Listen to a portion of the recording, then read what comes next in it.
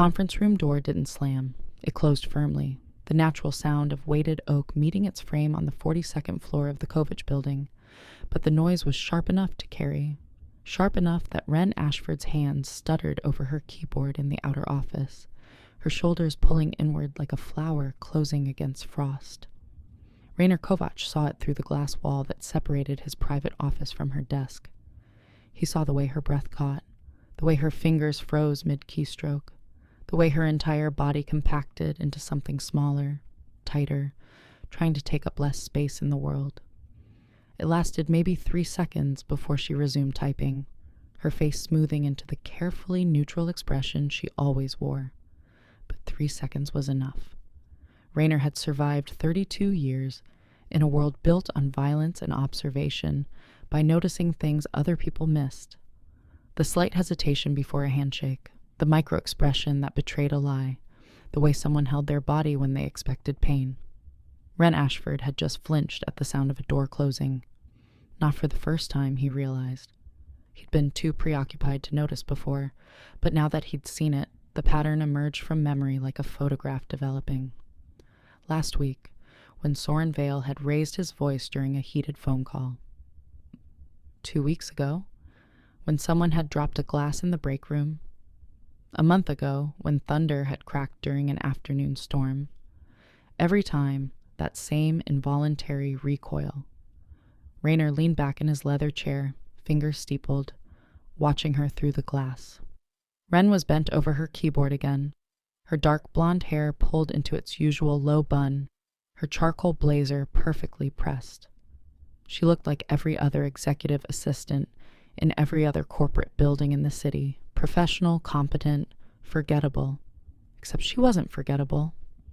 In the 8 months since she'd started working for him, Wren Ashford had become indispensable in a way that made Rainer quietly uneasy. She anticipated his needs before he voiced them. She managed his impossible schedule with the precision of a chess master. She navigated the legitimate side of his business, the real estate holdings, the import companies, the consulting firms that kept the surface clean, with an efficiency that bordered on artistic. And she never, ever asked questions about the other side.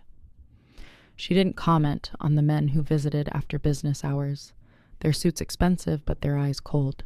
She didn't flinch at the envelopes of cash that changed hands in his office, or the hushed conversations in languages she didn't speak, or the way certain meetings ended with handshakes that looked more like warnings than agreements. Well, she didn't flinch at those things, but she flinched at doors closing. Rainer pressed the intercom button on his desk. Ms. Ashford. Through the glass, he watched her straighten slightly. Yes, Mr. Kovač? Her voice was steady, always steady. It was one of the things he valued about her, that unshakable professionalism, that ability to remain calm no matter what chaos swirled around her. Come in, please. Bring the Bergman file. Of course. She stood, smoothing her skirt, a knee-length pencil skirt in dove gray that matched her blazer, and retrieved a manila folder from the organized chaos of her desk. Then she crossed to his door and knocked twice, soft and precise. Come in. She entered, closing the door behind her with exaggerated gentleness. Rainer noticed that too, the way she eased it shut so it barely made a sound. The Bergman file, she said, setting it on his desk. She remained standing at the appropriate distance, not too close, not too far, her posture perfect. Thank you. He didn't open the file. Instead, he studied her face. That meeting ran long. I apologize if the noise disturbed you. Something flickered in her gray eyes. It didn't disturb me. The door closing. I barely noticed. The lie was delivered smoothly, her expression unchanged. Rainer let it sit between them for a moment. Then he nodded. My mistake.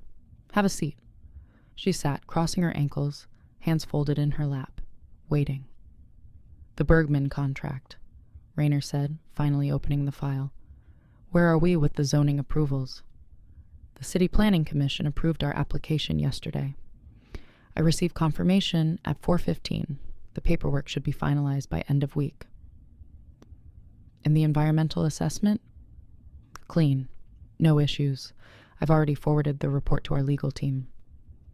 The Union Square developers want to move up the timeline. I'm aware. I spoke with their project manager this morning. They're requesting a meeting Thursday to discuss accelerated construction schedules. I told them I'd need to confirm your availability first.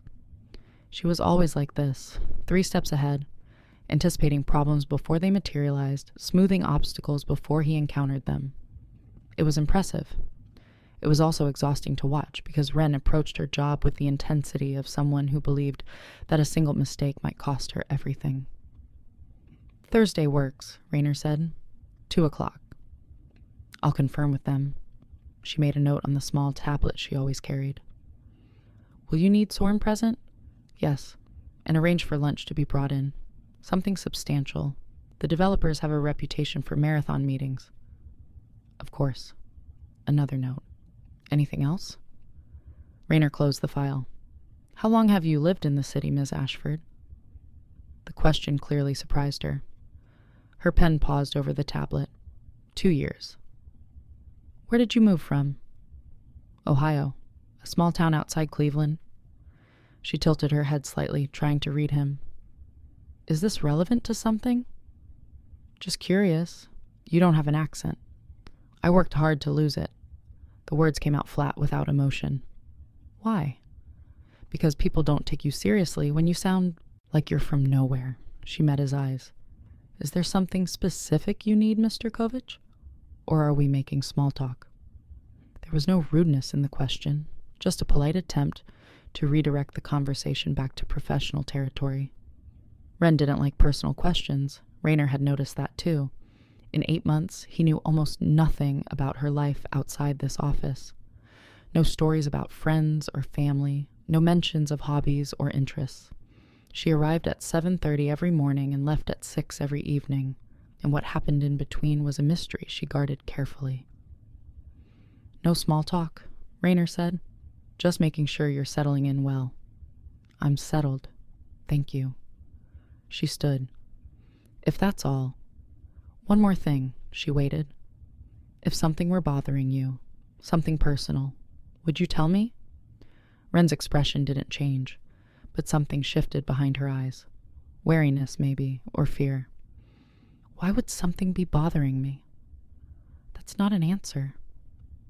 With respect, Mr. Kovač, my personal life is separate from my professional responsibilities. Unless it affects my work, which it doesn't, I don't see why it would be relevant. It was a deflection wrapped in corporate politeness. Rainer recognized it because he used the same technique himself. Fair enough, he said. That's all. Thank you. She nodded and left, closing the door behind her with that same careful gentleness. Rainer sat alone in his office, thinking about flinching, and what it took to teach someone that reflex, and why his assistant had learned to move through the world like she was trying not to be noticed. Then he picked up his phone and called Soren Vale. I need background on someone, he said when his lieutenant answered. Who? Wren Ashford. A pause. Your assistant? Yes. May I ask why? No. Understood. How deep? Everything. Employment history, education, family, relationships. I want to know where she's been and who she's been with. Time frame? By tomorrow morning. Another pause. Boss, if she's a security risk. She's not. Then why? Because, I asked Soren. That's why. Understood. I'll have it on your desk by 8. Rainer ended the call and returned to the Bergman file, but his mind wasn't on zoning approvals or construction timelines. It was on the woman sitting 20 feet away, typing emails and answering phones and pretending that everything was fine. The file arrived at 7:55 the next morning. Rainer was already at his desk, his first coffee half finished, when Soren walked in and set a thick manila folder in front of him. Everything you asked for, Soren said. And boss, you're not going to like it. Rainer opened the folder. Wren Elizabeth Ashford, age 27 born, March 14th, in Millbrook, Ohio. Education BA in Business Administration, Kent State University, graduated with honors. Employment history. Executive assistant positions at 3 firms over 5 years, all with excellent references. So far, nothing unusual. Rainer kept reading. Previous residence, apartment in Ohio. Shared with one Derek Paulson. Relationship duration, approximately 2 years. Cohabitation, 14 months. Reason for relocation to current city, unclear, but coincides with the end of relationship with Derek Paulson. Rainer's jaw tightened. He flipped to the next page. Derek Paulson, age 32, occupation, construction worker, currently unemployed. Criminal record, 2 DUI arrests, 1 domestic disturbance call, 2023 charges dropped, multiple bar fight incidents, 1 assault charge, 2021 pleaded down to misdemeanor. The domestic disturbance call had been made by a woman named Jennifer Hale, Paulson's girlfriend prior to Wren. She'd called 911 reporting that Derek had shoved her during an argument, then recanted the next day and refused to press charges. Rainer felt something cold settle in his chest. He kept reading. Recent activity. Derek Paulson relocated to this city approximately 4 months ago. Current residence, address redacted. Current employment, day labor through temp agencies. Financial status, poor. Credit score indicates significant debt. And then, at the bottom of the page, in Soren's precise handwriting, note, surveillance footage from bars and restaurants in Wren Ashford's neighborhood shows Derek Paulson frequenting the same establishments. He appears to be monitoring her movements. On 3 separate occasions, he approached her. Conversations appeared tense. Ms. Ashford left quickly each time. Attached to the note were surveillance photos, grainy but clear enough. Wren leaving a coffee shop, Derek half a block behind her. Wren at a grocery store, Derek in the parking lot. Wren walking to her apartment, Derek watching from across the street. Rainer's hands tightened on the papers. How recent are these? He asked quietly. The most recent was 4 days ago, Soren said. He's escalating, following her more frequently, getting bolder. Has he approached her at work? Not yet, but he parks outside the building sometimes, watches the entrance. How long has this been going on? Since he arrived in the city, 4 months, give or take. 4 months of being stalked. 4 months of looking over her shoulder.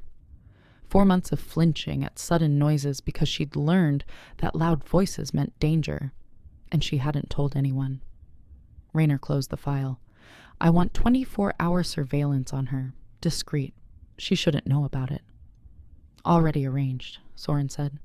Started last night after you called. Good.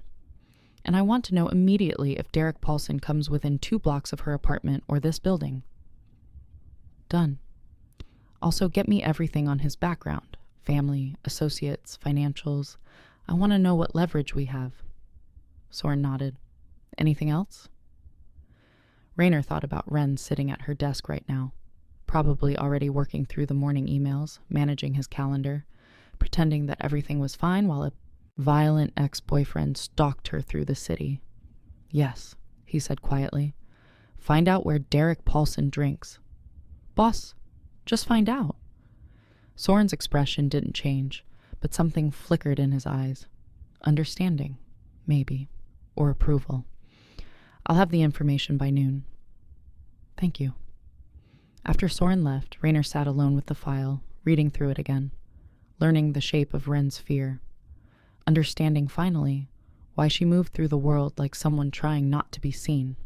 At 8:15, his office door opened and Wren entered with his second coffee of the morning. French roast, no sugar, touch of cream, and set it on his desk with the same quiet efficiency she always displayed. Good morning, Mr. Kovač. Good morning, Miss Ashford. She was wearing a navy blazer today, paired with a white blouse and gray slacks.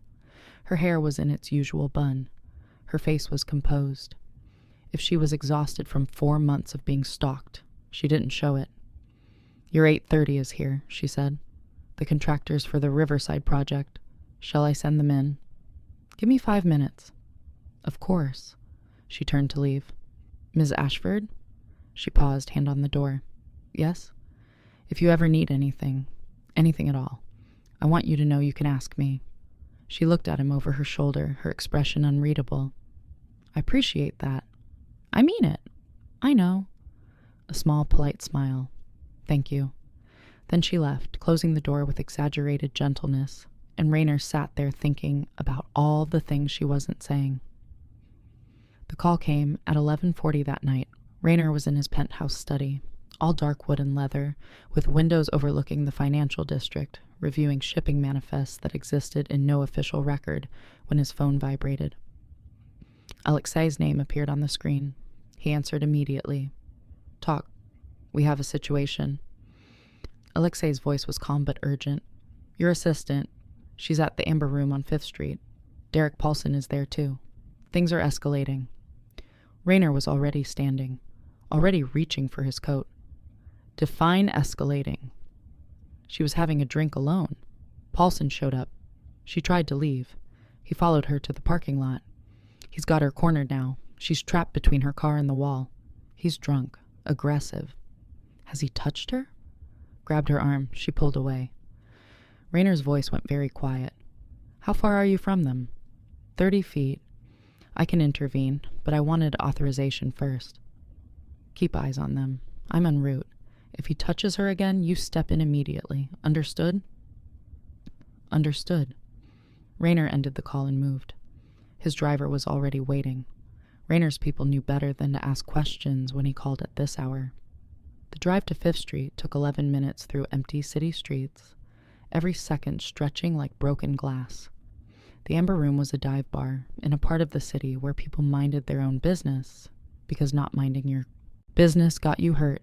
The parking lot was a cracked asphalt rectangle surrounded by chain-link fence, lit by 2 flickering streetlights that barely cut through the darkness. Rainer's car pulled up to the curb, and he stepped out into the cold October night. Alexei appeared from the shadows. They're still there, back corner near the dumpsters. Rainer nodded and walked toward the parking lot with the measured pace of a man who'd learned that hurrying suggested fear, and fear was weakness. His footsteps were nearly silent on the asphalt. He heard Derek's voice before he saw them.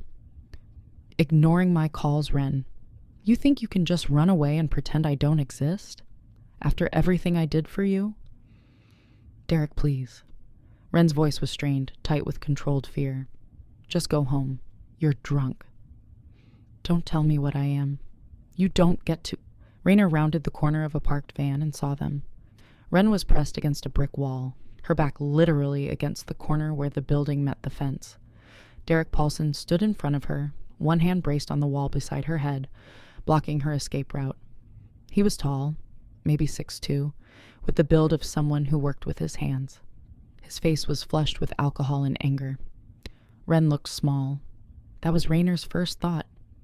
She looked small and trapped and terrified in a way that made something very old and very dangerous wake up in his chest.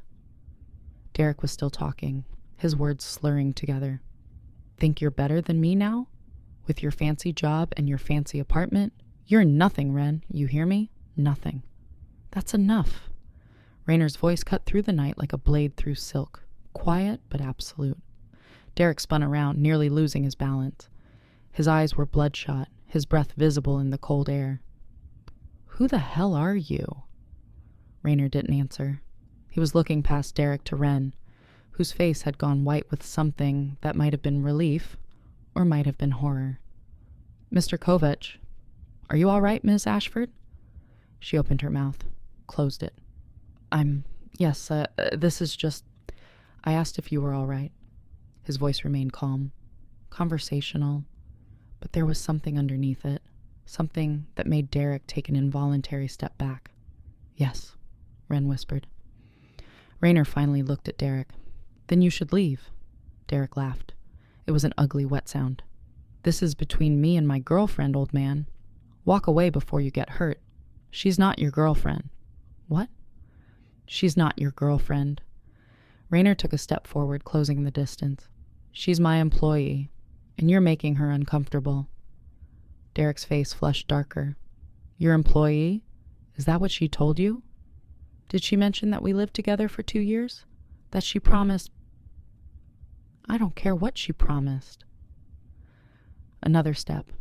Rainer was now within arm's reach, and Derek was beginning to realize that this calm, well-dressed man in the expensive coat was perhaps more dangerous than he'd initially appeared. I care that you're harassing her. I care that you followed her to this city. I care that you've been stalking her for 4 months. Derek's eyes widened. How did you? I know everything, Mr. Paulson. Rainer's voice dropped lower. I know about Jennifer Hale. I know about the domestic disturbance call. I know about the assault charge you pleaded down. I know about your debts, your unemployment, your drinking problem. I know you've been watching Wren's apartment, following her to coffee shops, showing up at bars she frequents. You can't. I can. And I do. Rainer tilted his head slightly. Now, you're going to walk away from her. You're going to get in whatever vehicle you drove here, and you're going to leave. You will not contact Miss Ashford again. Not tonight, not tomorrow, not ever. Derek's hands clenched into fists. Or what? You gonna call the cops? She won't press charges. She never does.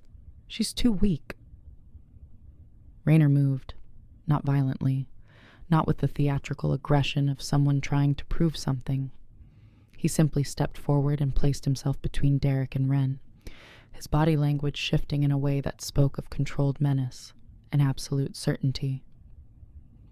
Or I will make sure, Rainer said quietly, that you spend the rest of your life understanding what silence sounds like. The threat was delivered in the same tone someone might use to discuss the weather, but Derek Paulson, drunk as he was, recognized something in Rainer's eyes, something that suggested this wasn't a bluff. This wasn't posturing. This was a promise from a man who had the resources and the will to follow through. You can't threaten me, Derek said, but his voice had lost its confidence. I'm not threatening you. I'm educating you. Rainer's gaze didn't waver. There are men in this city who make people disappear for significantly less than what you've done. Men who consider harassment and stalking to be capital offenses.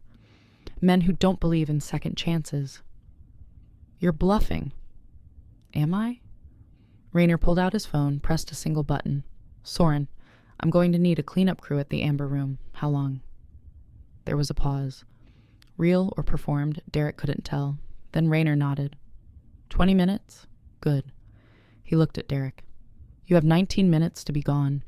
If you're still in this parking lot when they arrive, what happens next won't be pleasant. Derek's face had gone pale. You're crazy. You're fucking crazy. 18 minutes now, Rainer said pleasantly. I'd start walking if I were you. For a long moment, Derek stood there, fists clenched, pride warring with survival instinct. Then he looked past Rainer to Wren, who was still pressed against the wall, her eyes wide. This isn't over, Derek said. Yes, Rainer replied softly. It is. Something in his voice, the absolute certainty, the quiet promise of consequence, finally penetrated Derek's alcohol-fogged brain. He took a step, back, then another.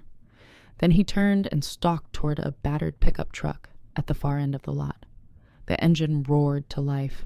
Tires squealed against asphalt as Derek peeled out of the parking lot and disappeared into the night. Silence settled over the parking lot like snow. Rainer turned to Wren. She was still against the wall, arms wrapped around herself, breathing too fast. She looked at him like she didn't know whether to thank him or run from him. Miss Ashford. She flinched. There it was. That involuntary recoil, but this time it wasn't from a door closing or a voice being raised. It was from him. From his presence, his proximity, the realization of what he was and what he'd just done. Rainer took a careful step back, giving her space. Are you hurt? She shook her head. Words seemed beyond her. I'm going to have Alexei drive you home, he said gently. I'll follow to make sure you get inside safely. Tomorrow you'll take the day off, paid. When you return Friday, we'll discuss security arrangements.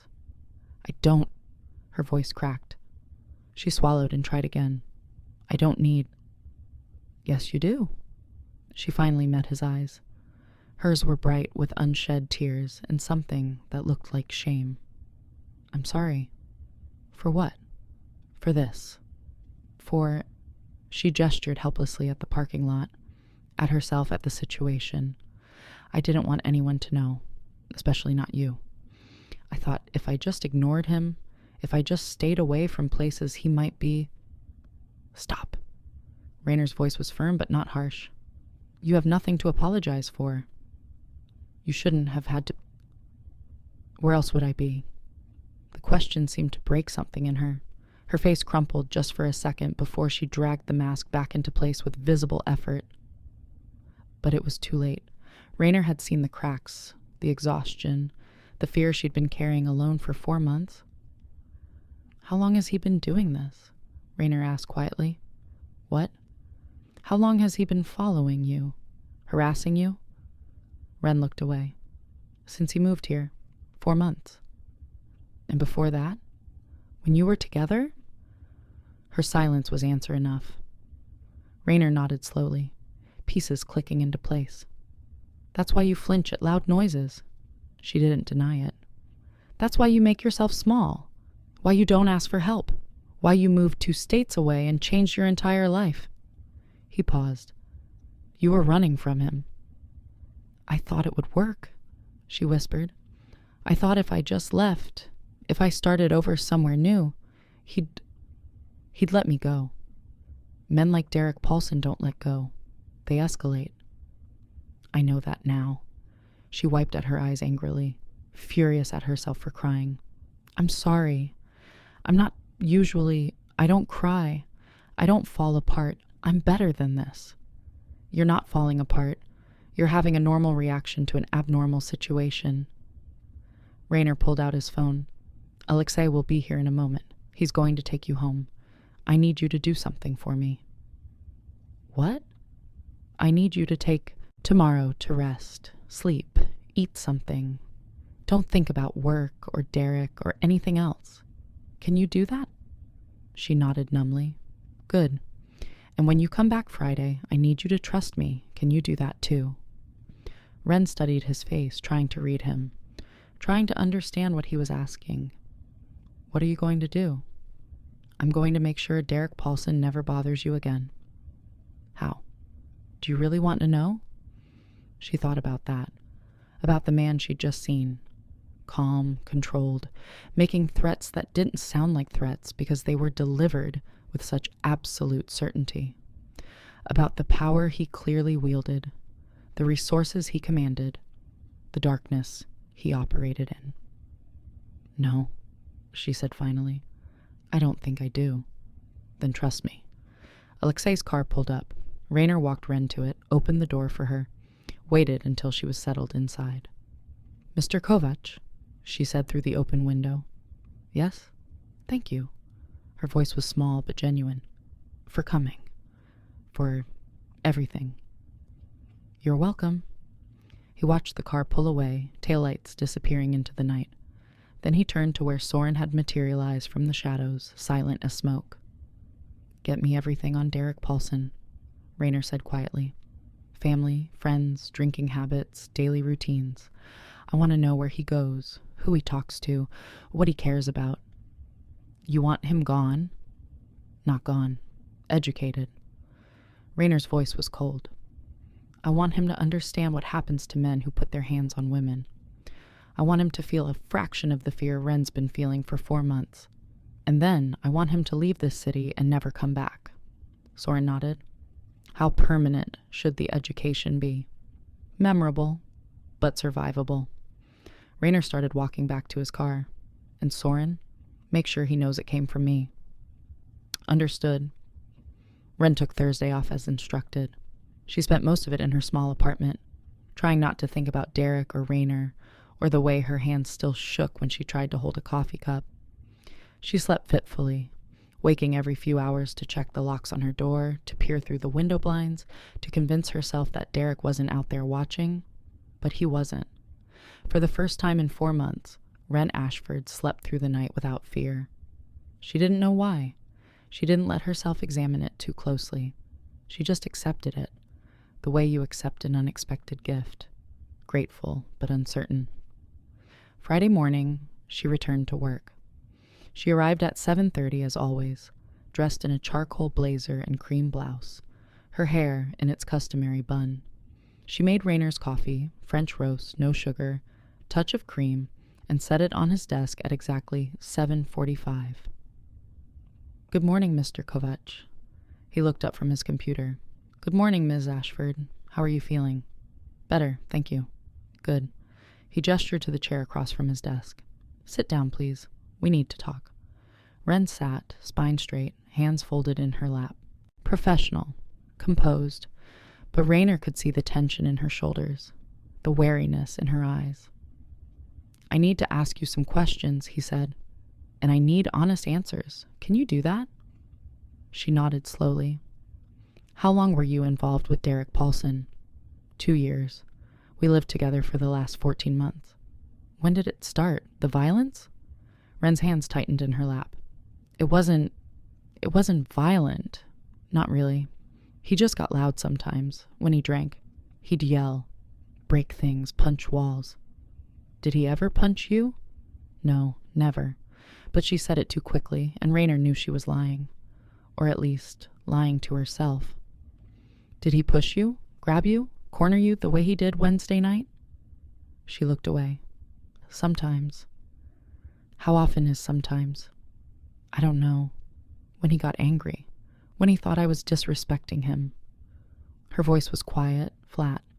"He said it was my fault, that I made him angry, that if I just listened, if I just did what he said, he wouldn't have to." She stopped, swallowed hard. "It wasn't that bad. Other people have it worse. That's not an answer. That's justification." She met his eyes, and there was something defensive in her gaze now. "What do you want me to say? That I was stupid? That I should have left sooner? I know that. I know I wasted 2 years on someone who—" Her voice cracked. She took a breath, steadied herself. "I left. 4 months ago. I packed my things while he was at work, drove to this city, found an apartment, started over. I did everything right. And he followed you." "Yes." "When did you realize?" "About a week after I moved. I saw him at a coffee shop near my apartment. I thought it was coincidence. Then I saw him again and again. And I realized—" She trailed off. "You realized he'd tracked you down?" "Yes." "Did you call the police?" Wren laughed, bitter and tired. "And tell them what? That my ex-boyfriend was in the same city as me? That he showed up at places I go? That he sent me texts I don't respond to? They'd tell me to file a restraining order and wait for him to violate it. And then what?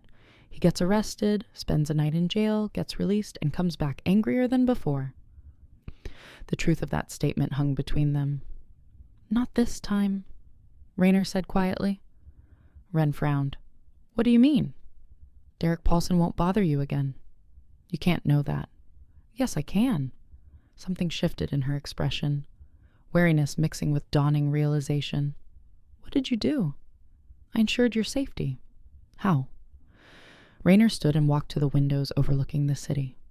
"Do you know what I do, Ms. Ashford? You run import-export companies, real estate developments, consulting services. And what else?" Silence. He turned to face her. "I think you've known for a while. You're too intelligent not to have suspected. The men who visit after hours. The conversations in other languages. The cash transactions. The way certain people defer to me." Wren's face had gone very still. "I operate in spaces where the law is a suggestion rather than an absolute," Rainer continued. "I have resources that most people don't. Connections that exist in shadows, and I use those resources to protect the things I consider valuable." "I'm not—" She stood abruptly. "I'm not one of your assets, Mr. Kovač. I don't need you to threaten people on my behalf. I can handle my own problems." "Can you?" His voice was gentle but firm.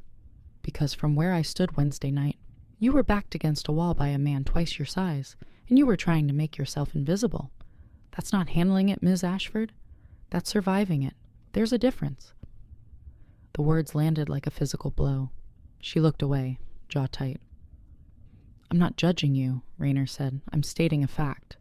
Derek Paulson was a threat to your safety and your peace of mind. He's been neutralized. Neutralized? Her eyes snapped back to his, wide with alarm. What does that mean? Is he... He's alive, unharmed, but he's been educated. Educated? He's been made to understand that pursuing you further would be inadvisable. Extremely inadvisable. Wren stared at him. People can't just do that. You can't threaten someone into... I didn't threaten him. I informed him of consequences. There's a difference. She pressed her hands to her temples. This is insane. You're talking about vigilante justice, about intimidation, about protecting someone who needed protection and wasn't getting it through official channels. Rainer's voice remained calm. You tried the legal route. You moved cities. You changed your life. And Derek Paulson still found you. Still terrorized you.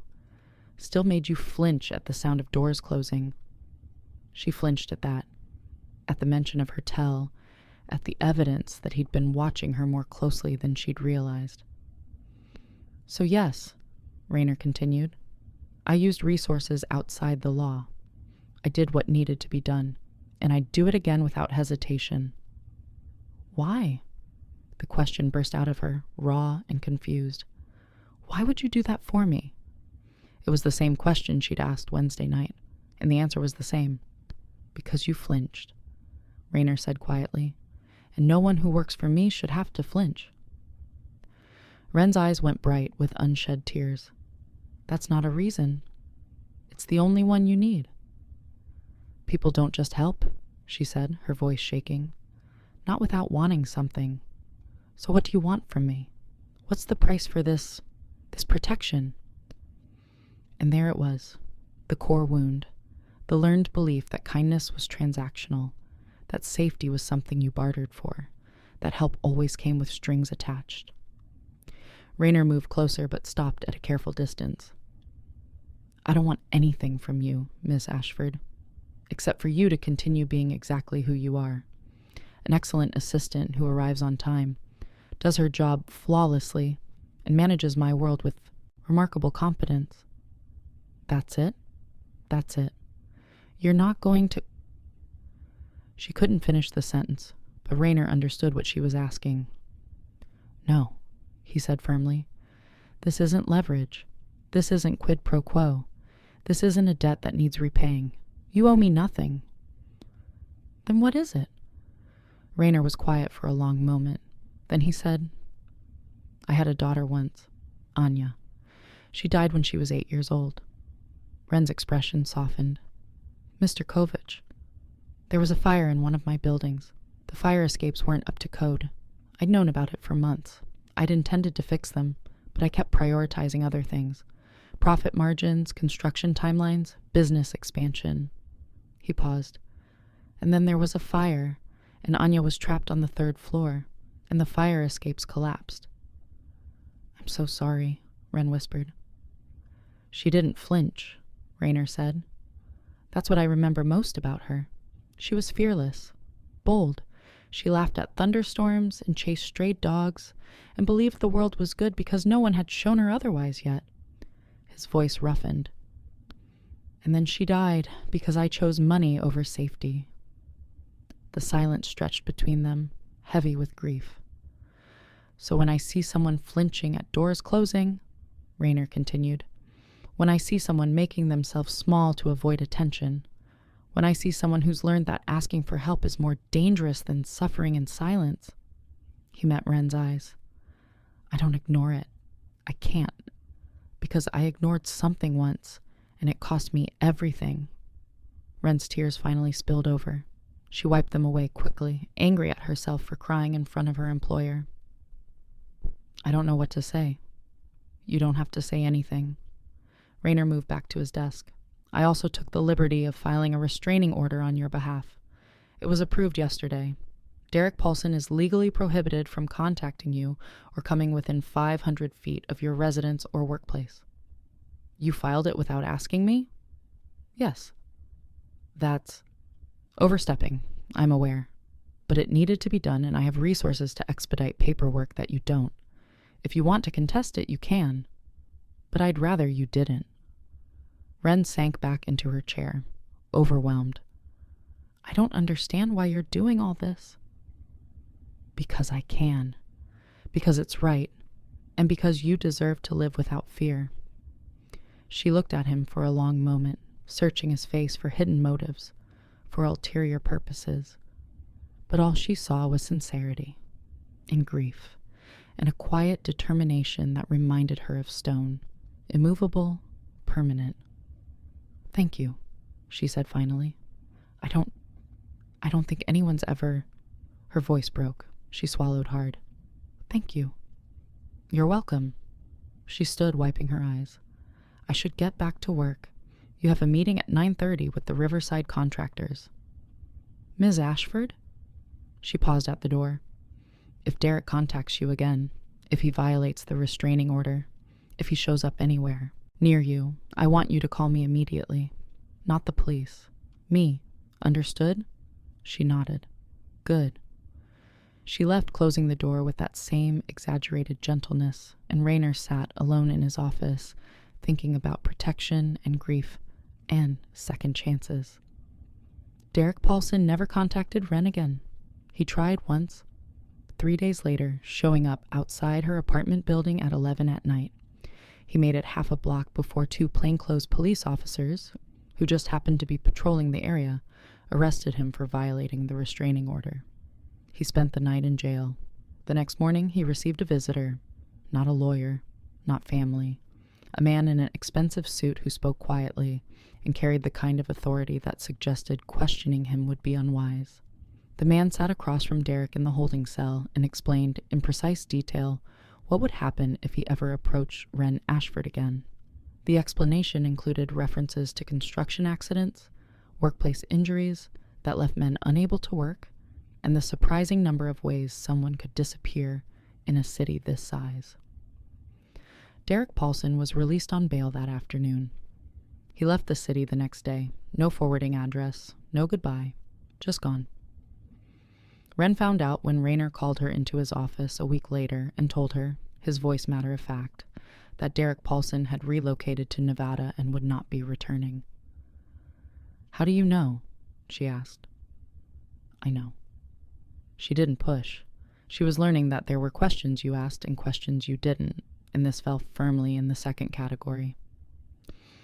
Thank you, she said instead. You're welcome.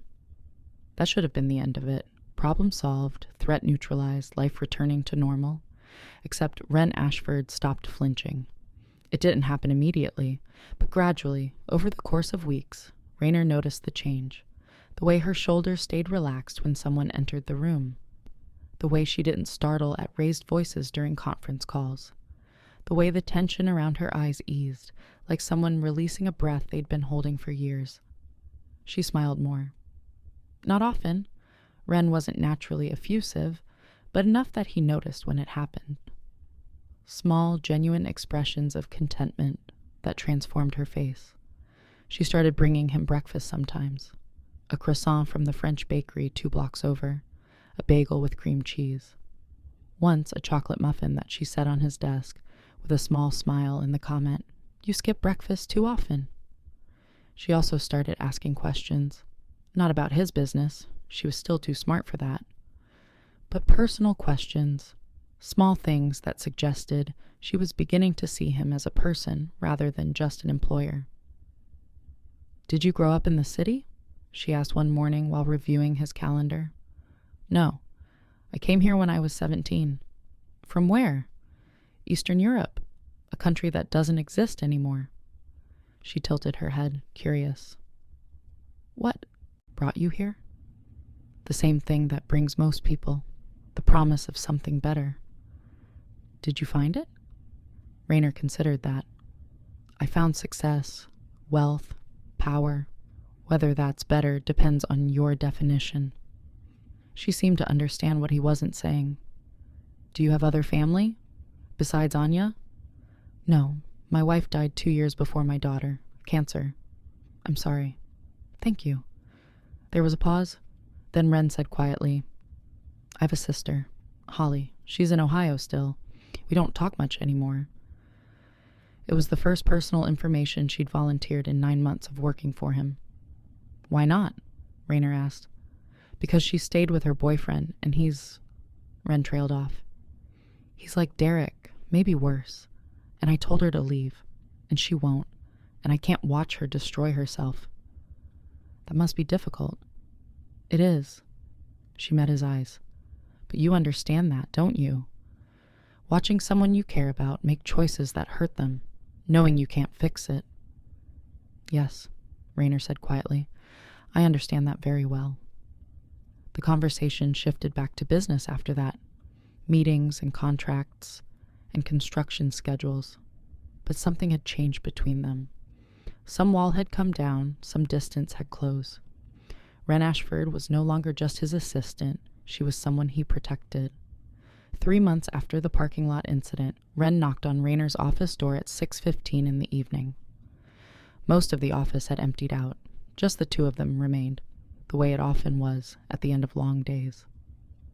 Come in. She entered, but this time she didn't have her tablet. Didn't have files or folders. Just herself, looking uncertain in a way he rarely saw anymore. What is it? He asked. I have a request, a personal one. Go on. She took a breath. My sister Holly, the one I told you about. Her boyfriend, his name is Marcus Vega. He's getting worse. She called me yesterday, first time in 6 months. She was crying. She has a daughter now, Lily, 2 years old, and she's afraid Marcus is going to... Her voice broke. She wants to leave, but she has no money, nowhere to go. She's terrified he'll find her if she tries. Rainer set down his pen. What do you need? I need... Wren's hands twisted together. I need her to disappear. Her and Lily. Somewhere Marcus can't find them. With enough money to start over. New identities if necessary. And I need Marcus to understand that if he looks for them, if he hurts anyone trying to find them, there will be consequences. It was a significant ask, the kind of favor that required resources and risk, and the kind of connections most people didn't have. But Wren met his eyes steadily, no longer making herself small, no longer afraid to ask for help. Can you do that? She asked. Rainer thought about flinching, about what it took to unlearn that reflex, about the fact that Wren Ashford had learned finally that asking for help didn't make her weak. Yes, he said, I can do that. Relief flooded her face. Thank you. I can pay you back. I don't know how, but no payment necessary. Mr. Kovač? This is what we do now, Ms. Ashford. He leaned back in his chair. You tell me when someone needs help. I make sure they get it. It's a simple arrangement. That's not simple at all. Perhaps not, but it's ours. Wren stood there for a moment, processing. Then she nodded. Okay. What do you need from me? Everything you know about Holly and Marcus. Names, addresses, employment, habits. The more information I have, the cleaner this will be. I'll write it up tonight. Good. And Ms. Ashford? Yes? Your sister and her daughter. They'll be safe, I promise you that. She believed him. He could see it in her eyes. Trust, absolute and unshakable. Thank you, she whispered. After she left, Rainer made a series of phone calls. By midnight, a plan was in motion. Holly Ashford and her daughter would be relocated to a small town in Montana with new identities, a secure apartment, and employment arranged through one of Rainer's legitimate business contacts. Marcus Vega would receive a visit from men who specialized in delivering messages that were impossible to misunderstand. The whole operation would take 72 hours. Rainer sat in his penthouse study, looking out at the city lights, thinking about protection and family and the ways we save each other. 3 days later, Wren received a text message from an unknown number. "We're safe. Thank you." It was from Holly. Rainer had made sure she could send one message, just one, so Wren would know her sister had made it. Wren read the message 3 times, then called Rainer's private line. "It's done?" she asked when he answered. "It's done. And Marcus has been educated. He won't look for them." There was a long pause. Then Wren said, "I don't know how to thank you." "You don't need to." "I do, though. You gave me my sister back. You gave Lily a chance to grow up without fear. That's—" her voice cracked. "That's everything." "Then keep being excellent at your job," Rainer said. "That's thanks enough." After they hung up, Rainer sat alone in his office and thought about Anya, about the daughter he'd failed to protect, about the building codes he'd ignored and the choices he'd made, and the price he'd paid. He couldn't bring her back, but he could make sure that other daughters, other sisters, other women who flinched at loud voices didn't suffer the way Anya had, the way Wren had, the way Holly had. It wasn't redemption, but it was something.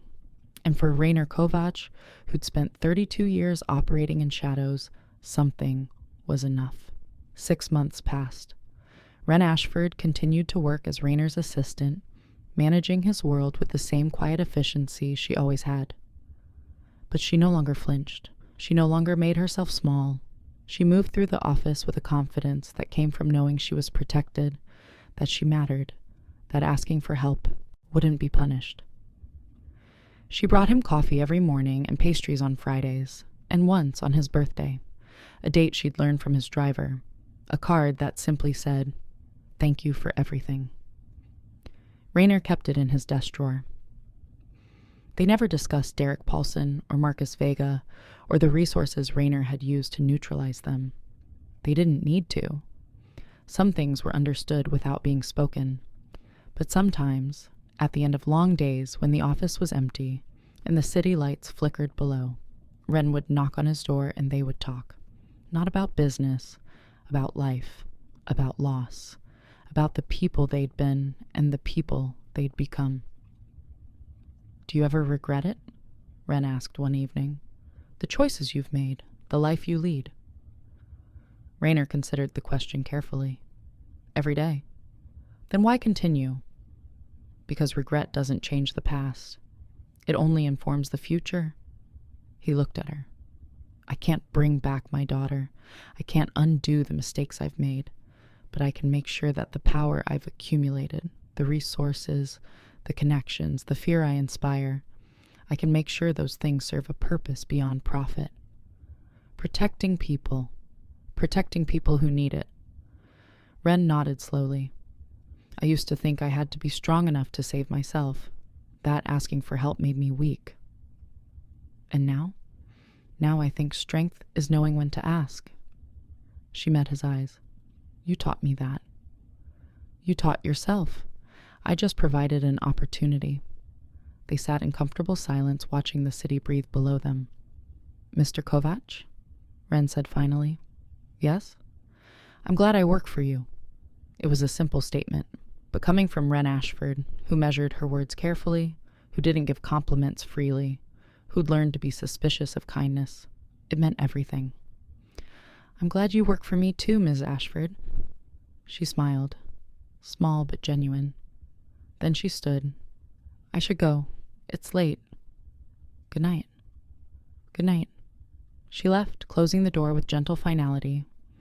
Rainer sat alone in his office as the city lights flickered and dimmed, thinking about daughters and assistants and the ways we protect each other. He thought about flinching and silence and the education of men who believed violence was power. And he thought about Wren Ashford, who no longer made herself small, who no longer apologized for existing, who'd learned that safety wasn't something you earned, it was something you deserved. It wasn't redemption, but it was something. And in Rainer Kovač's world, where shadows were currency and silence was survival, something was enough. If this story found you at the right moment, you're exactly where you're meant to be.